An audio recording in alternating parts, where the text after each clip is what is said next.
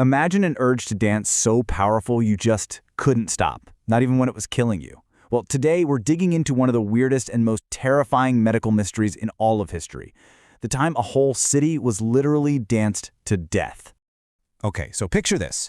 It's the summer of 1518 in the city of Strasbourg. Out of nowhere, hundreds of people are seized by this completely uncontrollable urge to dance. And we're not talking about a party. They danced for days, for weeks, until some of them just dropped dead. So how on earth is that even possible? Let's take a look at what the historical record tells us. It all started with just one person. A woman named Frau Trofea started dancing in the street, all by herself. Within a single week, though, she was joined by over 30 other people. And by August, as you can see from this timeline, that number exploded to an estimated 400 people. The city was in a full-blown crisis, and nobody knew what to do. So what was actually happening here? I want to be really clear. This was not some kind of joyous festival. Contemporary accounts describe something horrifying, a truly lethal affliction. The physical toll was just brutal. People were driven by some unseen force, dancing day and night without any rest, way beyond what a human body can normally handle. The historical accounts are grim. They talk about dancers collapsing from heart attacks, from strokes, and from pure absolute exhaustion.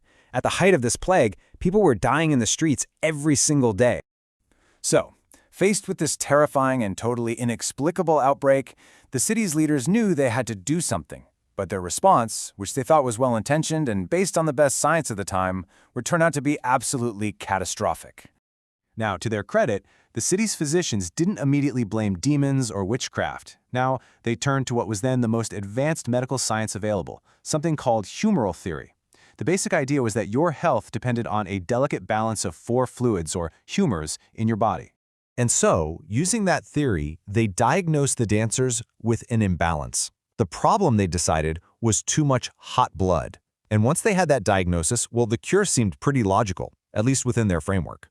And this is where the tragedy becomes a complete and utter disaster.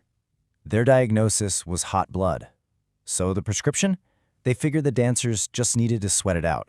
And to do that, in a move that seems absolutely unbelievable to us today, the authorities decided to prescribe more dancing.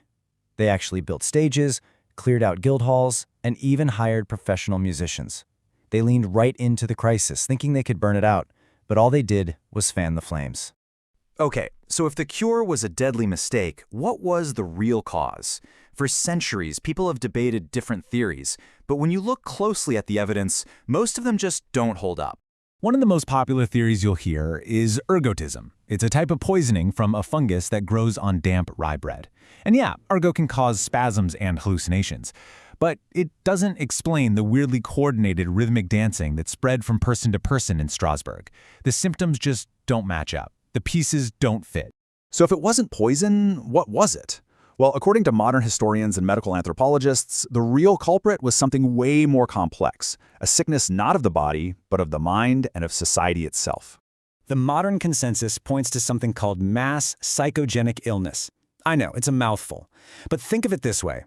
It's not a virus or a poison, but a collective physical reaction to completely unbearable stress. The psychological trauma was so intense that the mind essentially forced the body into a state of crisis. And to really get why this happened, you have to look at the world these people were living in. Strasbourg in 1518 was in the middle of a perfect storm of misery. We're talking famine, disease, crushing poverty, and on top of all of it, this pervasive, intense religious fear. They weren't just stressed, they were at their absolute breaking point, both physiologically and psychologically. So when people are pushed to their absolute limit, and they have no other way to voice their suffering, sometimes the body just takes over. And in their culture, there was already this idea that involuntary dancing could be a divine curse. It's like it provided a pre-existing script for how their collective breakdown was going to play out. So here's the bottom line. It was this terrible combination of 3 factors all hitting at once. You had extreme environmental stress that primed the population, then you had social contagion that spread the behavior like a virus, and finally, the authorities' mismanagement just amplified the whole thing into a mass casualty event. The plague did eventually end, but only after the authorities did a complete 180. They banned all public dancing, they ordered people to rest, and they isolated those who were still afflicted. The dancing stopped, but the event itself left behind a warning that's just as relevant today. You see, the leaders of Strasbourg weren't evil or irrational. They were actually acting decisively, based on what they thought was the best information they had. The problem was, their entire framework for understanding reality was tragically wrong, and they were way too confident in it. This whole event has become a foundational case study in what not to do during a crisis. The authorities latched onto their first theory, they ignored the rising death toll as evidence that they were wrong, and they let institutional momentum just steamroll right over common sense and caution. It's a pretty stark reminder that sometimes a failure to adapt can be more dangerous than the crisis itself. Ultimately, this is a story about how powerful our collective beliefs can be, especially when they're shaped and reinforced by authority. That power can have real, physical, and even deadly consequences for our bodies. The system saw people continuing to dance and tragically mistook that horrific endurance for a sign that the cure was actually working. And that leaves us with a pretty chilling question, doesn't it? It's a question that echoes all the way from 1518 to today. The dancing plague is a haunting reminder that the line between our minds and our bodies is far more fragile and far more shaped by the world around us than we probably dare to imagine.